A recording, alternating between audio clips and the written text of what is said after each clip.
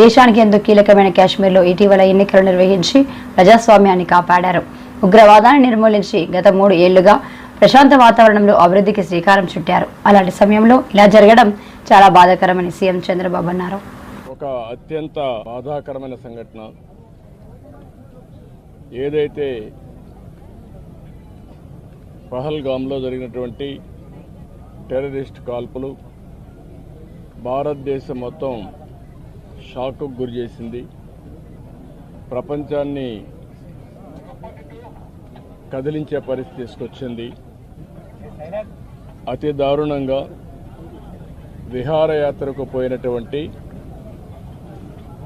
యాత్రికుల పైన విశిక్షణారహితంగా కాల్పులు చేయడం, అది కూడా ఇప్పుడే చంద్రమౌళి గారితో అక్కడ ఉన్న వ్యక్తి ప్రత్యక్ష సాక్షి శశిధర్ గారు వచ్చారు. ఆయనతో మాట్లాడినప్పుడు ఆయన చెప్పిన విషయం ఏదైతే అక్కడ వీళ్ళందరూ ఉన్నారు, టాయిలెట్ కోసం బాత్రూమ్స్కి వెళ్ళారు. వెళ్ళిన సమయంలో ఒక 2 వ్యక్తులు మొత్తం ఇష్టానుసారంగా AK-47 లాంటి గన్ పెట్టుకొని కాల్చుకుంటూ వస్తున్నారు. వీళ్ళు అక్కడి నుంచి పరిగెత్తారు. మిగిలిన ఫ్యామిలీ మెంబర్స్ ఎవరైతే మగవాళ్ళు ఉన్నారో కొంచెం ముందు పోగలిగారు. ఈయన కూడా వెళ్ళాడు కానీ కొంచెం వెనకబడ్డాడు. దాంతో ఈయన్ని ఆయన కళ్ళ ముందరనే కాల్చి చంపేసే పరిస్థితికి వచ్చారు. కళ్ళ ఎదుటిగా చూసిన ప్రత్యక్ష సాక్షి శశిధర్ గారు. అది చూసినప్పుడు ఎంత అనాగరికంగా మానవత్వం లేకుండా వీళ్ళు ప్రవర్తించేది ఒక ఉదాహరణ. అది కూడా భార్యాభర్తలు 2 కపుల్స్ వెళ్ళారు. విశాఖపట్నం నుంచి 3 కపుల్స్ వెళ్ళారు. ఆడవాళ్ళను వదిలిపెట్టి మగవాళ్ళనే కాల్చారు సెలెక్టివ్గా. అదే మరి ఇవన్నీ చూస్తే ఒక టార్గెటెడ్గా కావాలని చేశారు తప్ప ఇంకోటి కాదు. ఇది ఆర్గనైజ్డ్గా కూడా వెల్ ఆర్గనైజ్డ్గా చేశారు. గడిచిన 3-4 సంవత్సరాలుగా అక్కడ ఎలాంటి గొడవలు లేకుండా ప్రశాంతంగా ఉంది. మళ్ళీ అక్కడ అభివృద్ధి జరుగుతూ ఉంది. అదే మరి అక్కడ ఉపాధి కానీ పెద్ద ఎత్తున అనేక కార్యక్రమాలకు నాంది పలికే పరిస్థితి వచ్చింది.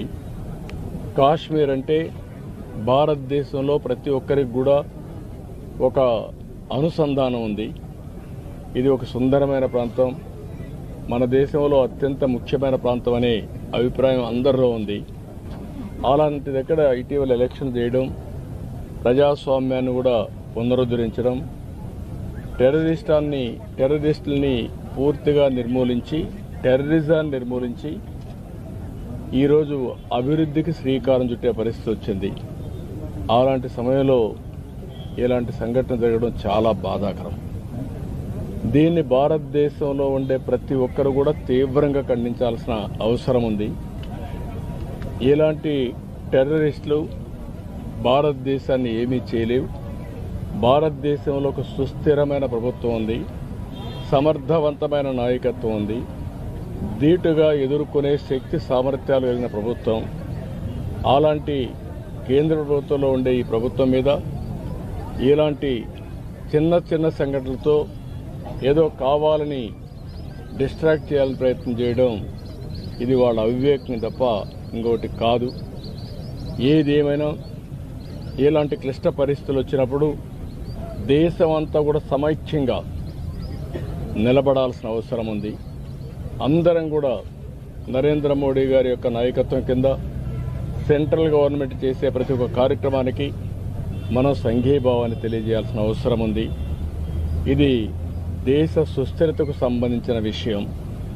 అలాంటి సమగ్రత, సుస్థిరత దెబ్బతీసే పరిస్థితి ఎలాంటి వ్యక్తులు చేసినా, ఎలాంటి శక్తులు చేసినా దాన్ని ధీటుగా ఎదుర్కొంటామని మనం సమాధానం చెప్పాల్సిన బాధ్యత, అవసరం కూడా ఉంది.